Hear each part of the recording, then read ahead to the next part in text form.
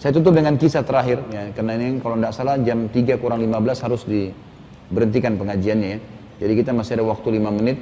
Ada kisah tentang kesimpulan dari semua apa yang kita bahas ini. Bagaimana orang kalau bertakwa kepada Allah, Allah akan berikan, bertakwa ini artinya takut, bergantung, yakin kepada Allah.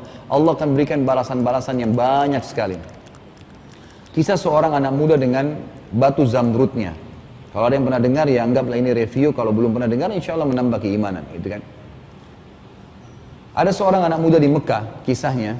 Anak muda ini di zaman dulu tabi'in, rajin ibadah Masya Allah, ahli ibadah. Habis sholat duhur di Masjid Haram, dia keluar dari masjid. Di halaman masjid dia temukan ada kantong, kantong itu kain berwarna biru. Dia lihat, kemudian diambil sama dia, dibuka. Ternyata dalamnya ada batu zamrud, warnanya biru dan bagus. Batu zamrud mahal dan cukup besar batu itu. Maka sunnah Nabi SAW kalau kita temukan sesuatu iklankan, gitu kan? Kalau sudah diiklankan setahun tidak ada yang ngaku, baru bisa jadi hak milik kita. Orang ini berdiri di atas batu teriak, wahai penduduk Mekah, saya menemukan ini nih, kantong. Siapa pemiliknya? Nggak ada orang nyaut. Padahal di situ banyak pedagang-pedagang tuh. Ini luar biasa. Kita juga bisa tahu bagaimana keimanan pada saat itu ya. Di Indonesia nggak usah diiklanin, nggak hilang, gitu kan? Ini diiklankan tidak ada yang mengaku. 2 kali dia teriak, wahai penduduk Mekah, saya temukan kantong. Siapa pemiliknya? Nggak ada yang nyaut. 3 kali sampai 10 kali diiklanin sama dia. Nggak ada yang datang mengaku. Lalu dia bilang, wahai penduduk Mekah, kan ini orang-orang sekitar itu tahu dia tinggal dekat masjid dan rumahnya dia sering ke masjid. Jadi orang tahu kenal dia. Maka dia bilang, kalian tahu rumah saya, kalau ada yang nanya kantong yang hilang, tunjukkan rumah saya. Ini waktu duhur. Subhanallah, menjelang waktu asar, hampir waktu sholat asar, ada satu kakek-kakek datang, kemudian naik di batu yang sama tuh. Teriak pada penduduk Mekah, wahai penduduk Mekah, adakah yang menemukan kantong saya? Kalau ada yang temukan kantong saya akan berikan hadiah 500 dirham. Banyak sekali. Ini bisa belasan juta kalau sekarang, mungkin puluhan juta. Maka ada 2 kali, 1 kali belum ada yang nyaut, 2 kali, 3 kali dia sampaikan ada yang temukan kantong saya kasih 500 dirham. Nggak ada yang mengaku sampai ada yang datang. Satu pedagang bilang, tadi waktu habis sholat duhur ada si fulan, penduduk Mekah sini mengaku mengiklankan berapa kali temuin kantong. Rumahnya di sana, silakan Anda ke sana. Pergilah dia ke sana. Pas tiba ke sana, diketuk rumahnya, lalu dia salaman sama anak muda itu, lalu dia tanya, apa kau temukan kantong? Anak muda bilang, iya. Anak mudanya juga jeli, dia tanya, apa ciri-cirinya? Katalah, orang tua itu kantongnya begini, batunya begini. Setelah diteliti ternyata betul. Anak muda ini nggak tahu nih kalau dijanjikan 500 dirham.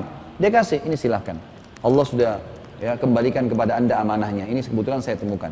Orang tua ini pikir anak muda ini tahu. Dia pun mengeluarkan 500 dirham dikasih. Anak muda itu bilang, apa ini? Dia bilang, ini balasan. Kamu kan menemukan kantong saya. Saya sudah niat mau kasih. Kata anak muda itu tidak. Saya hanya kembalikan karena Allah. Nggak ada urusan ini sama saya, masalah uang. Dia bilang, pokoknya ambil. Saya sudah kasih. Anak mudanya bilang tidak. Kata orang tuanya, dia cerita, anak muda itu saya pertama kali temuin dalam hidup saya seperti itu. Imannya luar biasa. Nggak mau terima balasan. Nggak mau. Pokoknya ini karena Allah ya sudahlah. Gitu kan. Sudah selesai.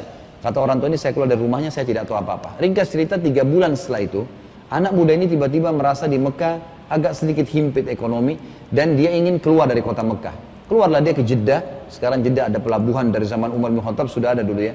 Maka bahkan dari zaman Quraisy Umar bin Khattab berkembang. Maka orang muda ini ke sana naik kapal, ingin merantau lah, cari rezeki nanti kembali ke Mekah. Di tengah lautan, kapalnya dihantam dengan ombak yang besar sampai hancur. Dan anak muda ini pun sempat selamat karena bertahan di atas satu papan pecahan kapal. Dia bangun menjelang subuh, terdampar di sebuah pulau. Waktu dia bangun dia lihat sudah menjelang subuh dan ada di pinggir pantai itu ada masjid. Masjid ini sudah kotor, ada berlawak-lawak gitu. Dia pun bangun dalam kondisi tubuhnya lemas dan juga dia basah semua. Tapi dia sudah dekat subuh. Dia masuk masjid tidak ada orang. Dibersihinlah masjid itu sama dia. Kemudian pas masuk waktu subuh, zaman dulu orang bisa lihat dari cahaya langit gitu kan, cahaya matahari. Maka dia pun azan. Waktu dia azan, masyarakat sekitar masjid datang. Lihat dia basah bajunya, ditanya, kamu ini siapa? Dia bilang, saya musafir. Gitu kan? Dan saya terlantar, kapal saya tenggelam, saya terdampar. Dikasih dia baju, kemudian dia disuruh jadi imam.